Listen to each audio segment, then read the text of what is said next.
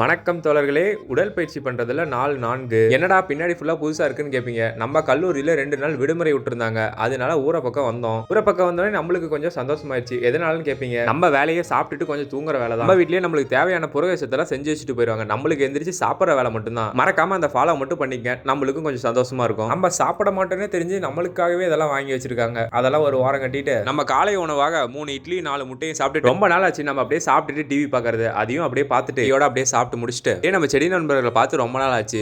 நாம வளர்றோமோ இல்லையோ இவனுங்க திபுன்னு வளர்ந்துடுறானுங்க. அவனுங்களை அப்படியே பார்த்து முடிச்சுட்டு ஏதாச்சும் செடி மிஸ் ஆச்சுன்னா கமெண்ட்ல சொல்லுங்க, பார்த்து பண்ணிடலாம். நம்ம வீட்டில் கொஞ்சம் சில பல வேலைகள்லாம் சொல்லியிருந்தாங்க. அதெல்லாம் பக்காவா முடிச்சுட்டு ஊருக்கு வந்துட்டு காஃபி போடலைன்னா தப்பா அடிக்கிற வெயிலுக்கு ஒரு அருமையான காஃபியை போட்டுட்டு நம்ம ஒரு வெயில் நம்மளுக்கே ஒரு காட்டிருச்சு.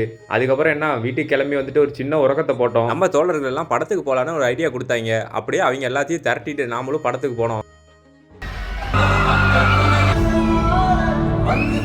அப்புறம் என்ன பார்த்து முடிச்ச கையோட வீட்டுக்கு வந்துட்டு நம்ம இரவு உணவு அறையில போடுறப்ப நம்ம நண்பர்கள்லாம் டர்ஃபு போலான்னு போட்டிருந்தாங்க. அப்புறம் என்ன எல்லாரும் போயிட்டு கண்ணில் ஒரு போட்டு தூக்கம் இல்லாமல் எல்லாரும் விடிய விளாண்டோம். அப்புறம் நம்ம வீட்டுக்கு வந்துட்டு ஆல்ரெடி நம்ம எல்லாத்தையும் பேக் பண்ணி வச்சுட்டு ரெடியாக தான் போனோம். அப்புறம் எல்லாத்தையும் எடுத்துட்டு நாமளும் ஊர பக்கம் கிளம்பிட்டோம். பஸ்ஸில் வரப்ப நைட்டெல்லாம் தூங்காதனால கொஞ்சம் அசந்து ஒரு 2 மணி நேரம் தூங்கினேன். அப்படி இப்படின்னு பஸ்ஸில் ஒரு போராட்டத்தை போட்டுட்டு ஒரு வழியா ஊர் பக்கம் வந்தாச்சு. வந்த கையோட ஒரு 3 சப்பாத்தி சாப்பிட்டு இன்னைக்கான நாளாக முடிச்சுக்கிட்டேன். கன்சிஸ்டன்ட் முக்கிய தோழர்களே, போயிட்டு வரேன்.